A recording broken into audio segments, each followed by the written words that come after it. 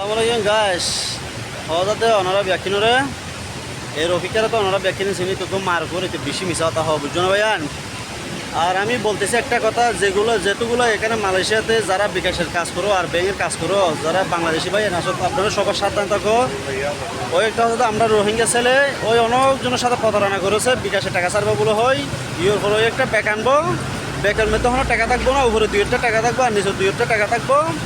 তার বাদে কী করবো তে আপনারা বলবো টাকা গণ্যা দিব বলে হয়, না হলে অন্য জায়গায় নিয়ে যাবো, নাহলে মানে অনেক বিভিন্ন ধরনের হরানি করার চেষ্টা করবো। তাহলে আপনারা সতর্কতা এসেলে বিভিন্ন জায়গায় দূরে, শুধু খেল এরিয়ার না ওই বিভিন্ন এলাকাতে দূরে। তো আপনারা সবাই সাবধানে থাকেন।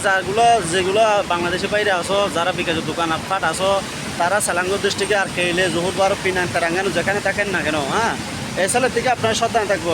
এই সালাটা সবসময় কী করবো, একটা মাছ পরবো, একটা টুপি দেবো। তো ওই একটা প্রতারক, ওর কথা তোমরা বিশেষ করে ওর কাছে কোনো টাকা পয়সা না, সবার থেকে এরকম করে টাকা হাতে এলে ওই পলাই যায়, বুঝতে পারছো? তো এখানে মালয়েশিয়ার সবাই কষ্ট করে টাকা ইনকাম করে, আপনারা সবাই একটু সতর্ক থাকবেন। ওর সাথে 2টা মেয়ে আছে বাংলাদেশের, জসুর আর না হলে ডাহার, এরকম আর কি, কনফার্ম এটা শিওর আমি বলতে পারবো না। তো ওই মাগির ব্যবসায়ী করে বুঝো না, তো এর নাম ওই হচ্ছে একটা রোহিঙ্গা, বুঝো না?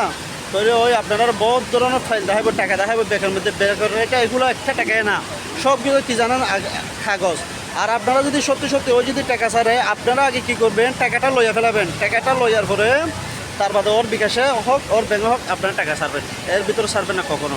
এই জন্য সতর্ক হতেছি, আপনারা যেখান থেকে দেখেন এই ছেলেটারে আপনারা ওর দড়ি তাহান করবেন।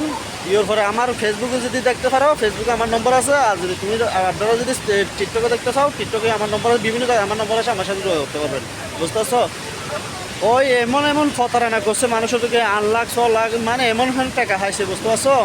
তাহলে অনেক গরিব মানুষের ফেডের মধ্যে লাথি মারছে, বুঝতে পারছেন?